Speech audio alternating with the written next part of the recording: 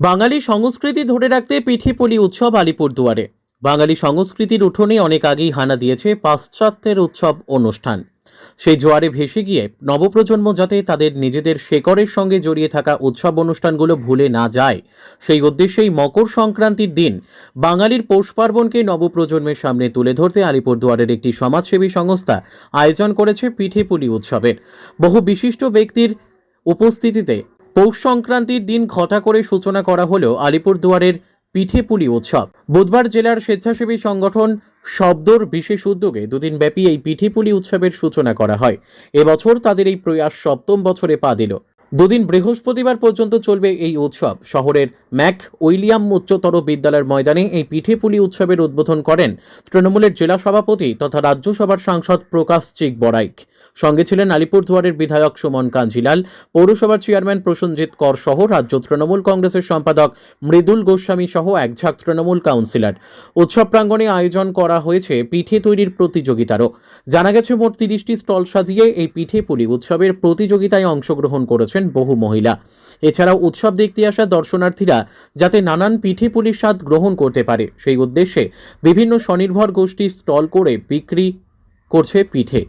এই ধরনের স্টলের সংখ্যা রয়েছে প্রায় 50টি। এছাড়াও যে 30টি স্টল সাজিয়ে মহিলারা প্রতিযোগিতায় অংশগ্রহণ করেছে, তাদের থেকে বাছাই করে সেরা পিঠেপুলির রাঁধুনিকে পুরস্কৃতও করা হবে।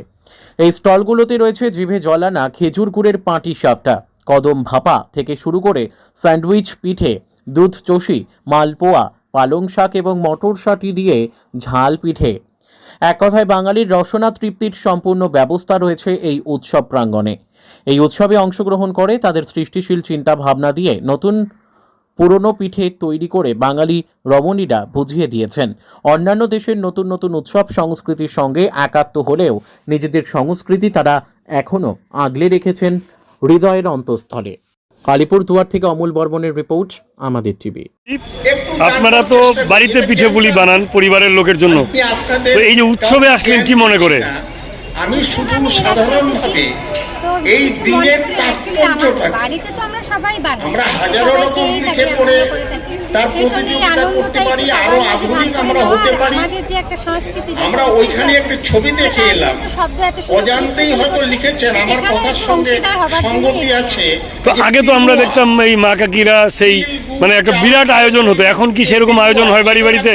পিঠে পূর্বপুরুষদের উদ্দেশ্যে মধ্যযুগে থেকে শুরু হয়েছিল তার প্রতি শ্রদ্ধা জ্ঞাপন। তার কিন্তু কি কি পিঠে নিয়ে এসছেন? আজকের দিনে আমরা বিভিন্ন পিঠেপুলির মধ্য দিয়ে বিবর্তন হয়েছে, আধুনিকতা এসেছে, অতি আধুনিকতা এসেছে, পিঠের সাজসজ্জা অনেক চমক এসেছে। কি মনে করছেন কম্পিটিশন জিততে পারবেন?